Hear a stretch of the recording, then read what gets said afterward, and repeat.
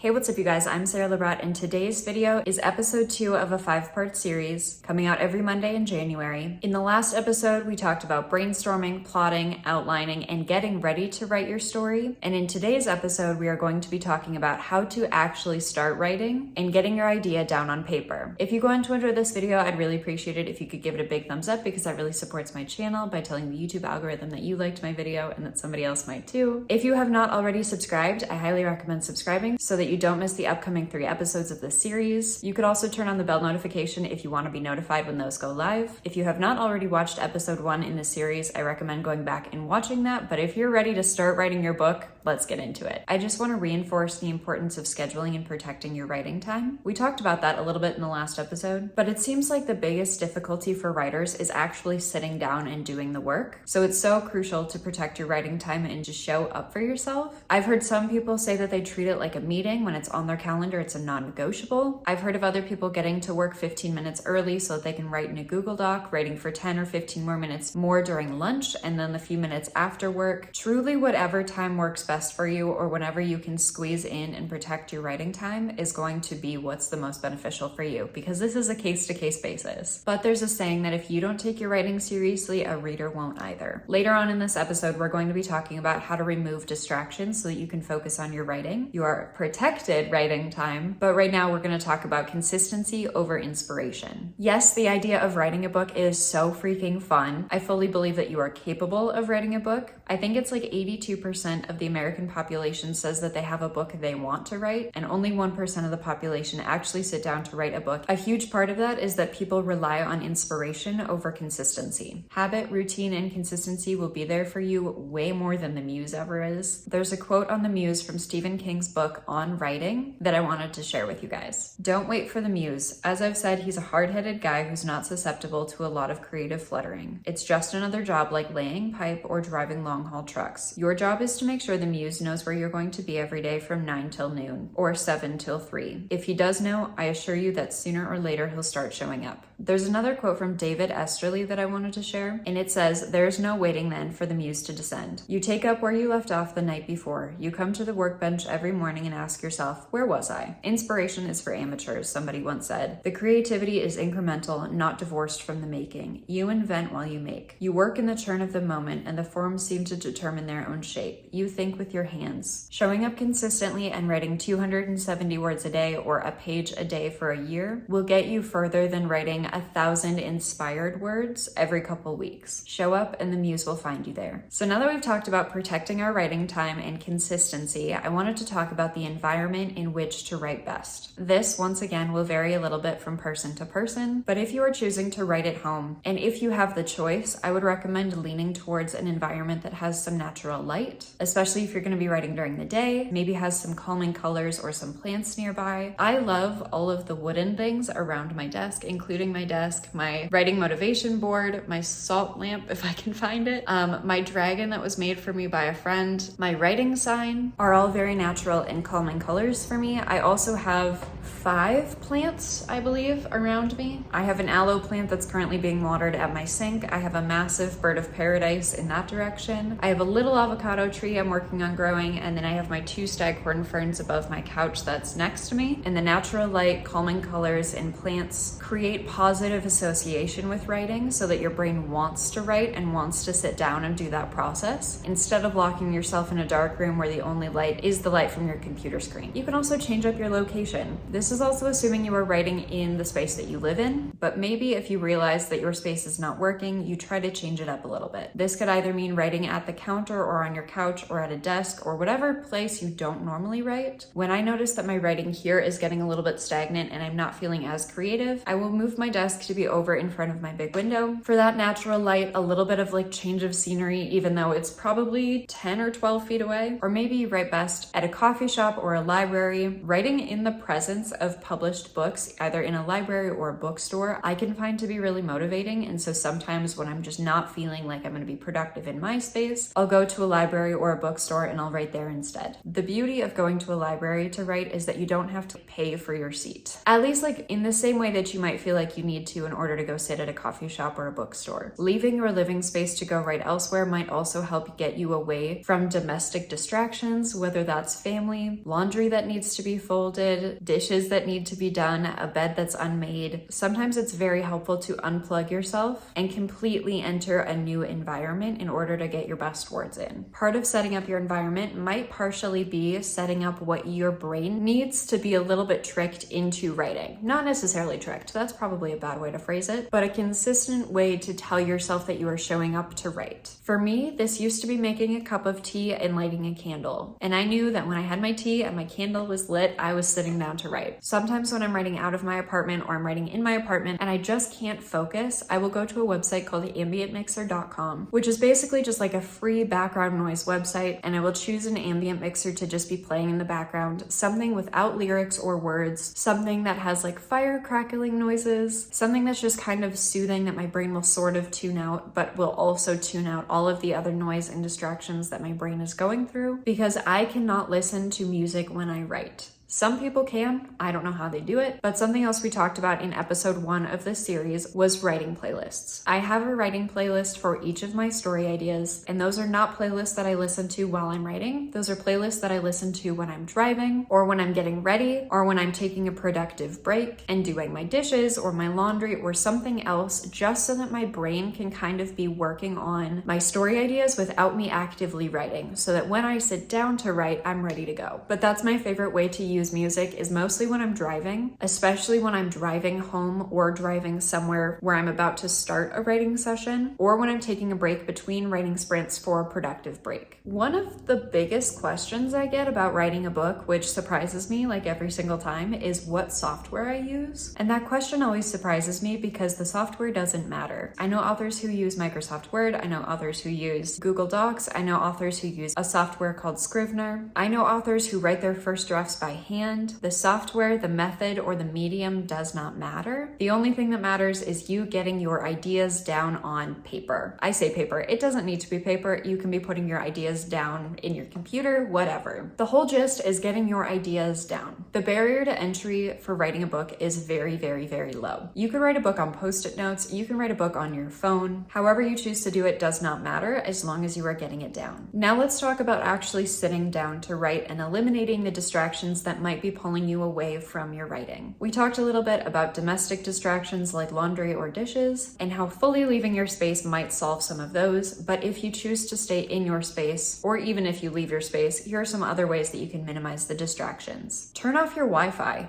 If you can, if you're not writing on Google Docs, or at least put your computer into do not disturb or quiet your emails so that promotional emails or work emails cannot interrupt you while you're writing. Our phones are another huge distraction when writing and in our overall lives in general. The biggest thing I can recommend is leaving your phone in another room, also preferably on do not disturb or at least on vibrate. Something that I do if I don't leave my phone in another room and I'm sitting here and I'm writing and I notice myself getting distracted by my phone, my couch is right here, like probably 2 or 3 feet from where I'm sitting. So when I notice that I'm getting distracted and I get frustrated, I throw my phone on my couch, which I cannot recommend, but let's just say that I've done it enough that I have pretty good aim now. 2 other possible things you can do with your phone is to, if you are writing on your computer and your screen is up, assuming we're writing on a laptop, literally just tucking your phone out of sight. When I'm at writing group, we write at a coffee shop, and I obviously have my phone on me. I will literally just slide my phone to behind my computer where it's not in my immediate vision. Our phones these days are so addicting that if our brains see them, we want to be on them. So just moving it just out of sight can often break that draw. And then one other thing that you could try with your phone is setting it up to a time lapse and either pointing it at your screen or at your hands so that A, you don't interrupt your time lapse because your phone is busy doing something, but then B, when you are done writing or done with your writing session or whatever it is for the day, you can watch that time lapse back and see how productive you were. Even if you weren't that productive or didn't get that many words down, which we will talk about in a little bit, you will still see the progress happening on the page or your fingers flying across the keyboard or handwriting lines and lines and lines or pages and pages and pages of words. And there's something about seeing that progress that feels really good and really motivating to do it again. Your focus with this step in the process should be getting your ideas down. And one of the hardest things for newer writers to grasp is that the first draft is not going to look like how you see the story in your head. But there's a quote by Jodi Picoult that says, "You can can always edit a bad page, you can't edit a blank page. This also ties back into a quote that I shared with you guys in the first episode, and it's this one up here. A quote by Shannon Hale that says, "I'm writing a first draft and simply reminding myself that I'm shoveling sand into a box so that later I can build castles." The whole gist is just to get your idea down on paper so that you can fine-tune it later. And I love that imagery of literally just putting sand into a box so that later you can build castles with your editing. We're going to be talking about editing in a later episode, so make sure you subscribe if you have not already. But I highly recommend trying to not edit as you write. This was something that really tripped me up with the first book that I ever wrote, was trying to edit as I was writing. So I would write a paragraph and then I would go back and I would dwell on the phrasing and I would dwell on like trying to find the right word, like the perfect word for a sentence, when that just wasn't productive with getting the whole gist down on paper. So don't get bogged down when your writing doesn't look perfect or even as good as you were hoping during the first draft. Part of this is also just being nicer to yourself. Speak to yourself in the way that you would speak to a good friend. You would not tell one of your good friends that their writing is bad. You would probably encourage them to keep going. Sometimes when the words are not flowing, we need to trust our gut and just focus on brainstorming or thinking a little bit more about our stories. And so it's important to trust your gut if your gut is trying to tell you that. And it's crucial to not beat yourself up while this is happening. This is partly why developing self-confidence is so important. And we develop that self-confidence by continuing to show up for ourselves, which is partially why the consistency that we talked about earlier is so important. And through building that self-confidence, we learn to trust our guts more, and that will help you discern when it's actually going to be productive to not write and instead brainstorm or think about your story, as opposed to your brain just not wanting to write. Our brains will always choose comfort over discomfort, and sometimes what's uncomfortable is actually sitting down and doing the act of writing, especially if we are not accustomed to it or used to showing up to the page. Again, part of why consistency is so important. Part of being nice to yourself in writing and just in general is holding a growth mindset.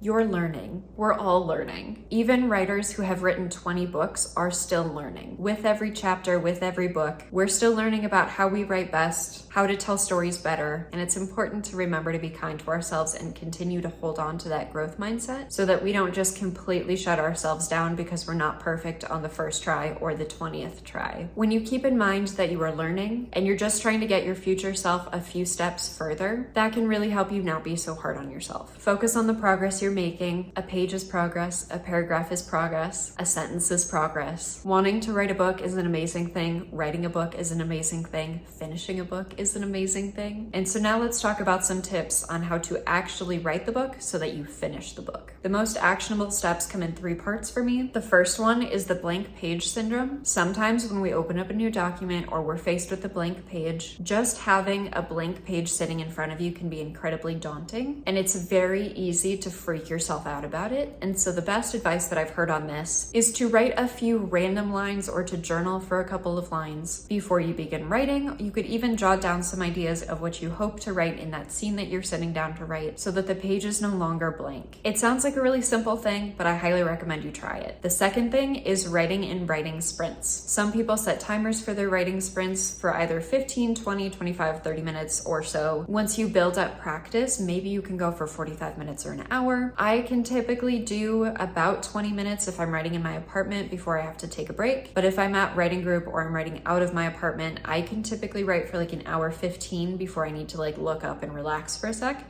take a break to scroll on my phone, etc. But the beauty of these writing sprints, especially with beginning to hold yourself accountable using a timer, is that you will be writing until that timer goes off. Or at the very least, you will be sitting either thinking about your story, trying to figure out what comes next in your story. The whole gist is to show up for yourself and your writing through writing sprints. When I'm writing in my apartment and I'm using writing sprints, I tend to write for about 20 to 30 minutes and then I will get up and do what I like to call a productive break, which is basically where I then stand up for like 15 or 20 minutes. I tend to play music in the background while I'm doing this, but I play music as I'm like doing my dishes or I'm just tidying up a little bit so that my hands are busy, I'm getting up, I'm stretching a little bit, I'm just getting to move around, but I'm not doing anything too taxing on my brain so that my brain can keep her percolating with the ideas that I have been working on so that when I sit down after my productive break is over for another writing sprint, I'm ready to go. And the third practical tip for getting your story down on paper is to use less serious fonts and colors if you are writing on a computer. This one is controversial, but I use Comic Sans. I also color code my writing sprints. So for one writing sprint, I'll write in purple Comic Sans, and then I'll get up, I'll do my dishes, I'll come back and sit down, and I'll change the font color over to orange. And that helps me visually see the progress that I'm making. And the whole point of using a less serious font instead of something like Arial or Times New Roman, which is often what books are published in, the point of using a less serious font is so that your brain doesn't immediately compare it to a published work. There's something that feels more rough drafty about using less serious fonts, using colors, make the writing feel so much less serious in a wonderful, helpful way, where you are not sitting down and immediately beating yourself up for the words not being perfect on the first go,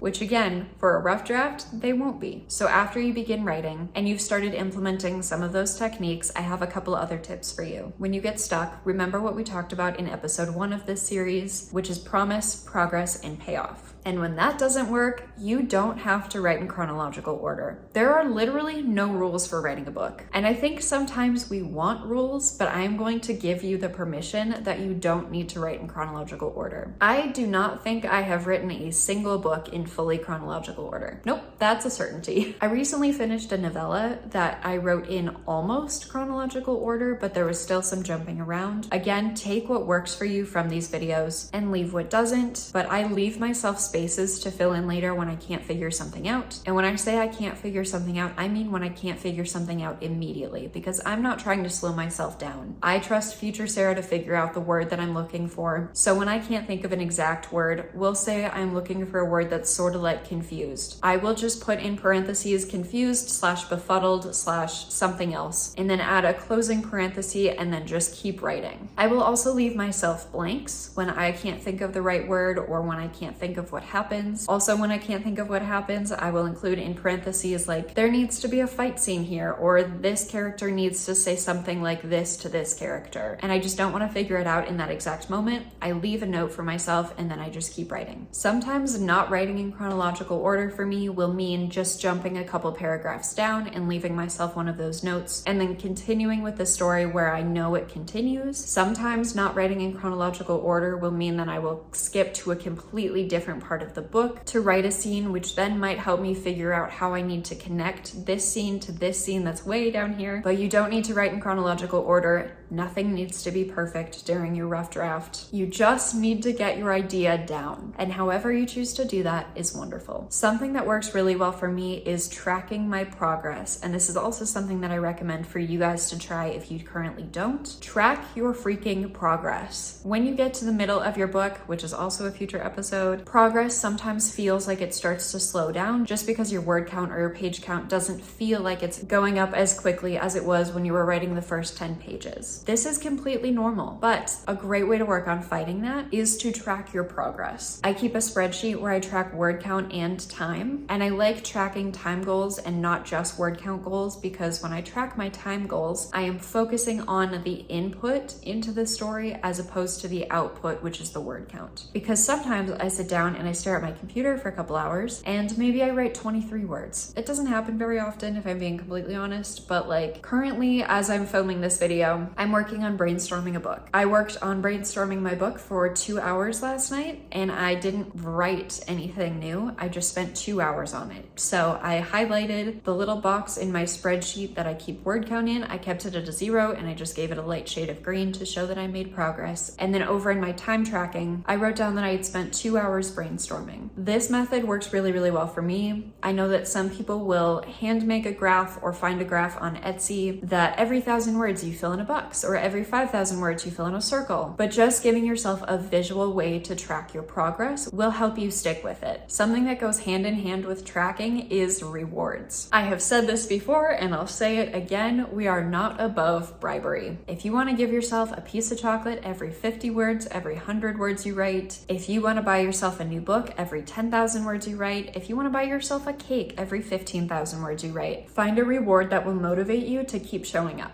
because sometimes bribery really works. Let's talk about sharing your writing and accountability partners. That sentence alone might have just totally freaked you out, which if it did, I completely understand, but hear me out. Accountability partners are amazing. This is what I would recommend first. Being able to tell somebody like an accountability partner, whether this is your best friend, your mom, a teacher, that you want to write a page every day for let's say a month or a year or whatever it is, but having somebody that will message you about it or talk to you about it and ask you how things are going, if you hit your page goal, it's a little bit of positive peer pressure to actually show up for yourself because you told somebody else you were going to do it and therefore your brain is like, well then I have to do it. Whereas sometimes we can talk ourselves out of the goals that we set for ourselves but then don't tell other people. So I highly recommend finding somebody that you can trust, like a family member or a friend that will help hold you accountable. For sharing your work, I would advise against sharing your work until your idea is fully fleshed out. If you start talking about your ideas too early on in the process and people start giving you their opinions without you wanting their opinions, you can start to resent your story because it no longer feels like it's just yours. I don't tell people about what my books are about until I'm done with them, or at least done with a rough draft of them. Sometimes it is really nice to have somebody that you really trust to talk through your story idea with. When I was working on draft 1 of my high fantasy project that I call Project DE, that book is now done, I got dinner with somebody I really trusted and she just let me talk for an entire 4 hours over dinner about my story, about the plot, about the magic system, and she asked me questions that were beneficial to try and help me flesh out more about the story. The reason that I think you should keep your story close to your chest until you feel really confident in it is that one off comment from somebody else can completely throw you off balance. You have to trust your own vision, which is again when the self-confidence comes into play. There's something called goal-directed persistence, which is the skill of keeping towards your goals. The more you practice, the stronger it gets, and the more you can show up for yourself. But the way you start building that is by showing up for yourself. Have the confidence to keep going, believe in yourself, focus on taking one step at a time, and remember that progress is progress. That brings us to the end of episode 2. In episode 3, we'll be talking about writer's block, imposter syndrome, the middle, and overall how to get through feeling stuck. Thank you guys so much for watching. I'm Sara Lubratt. Make sure you like and subscribe if you have not already, and I will see you guys in the next video.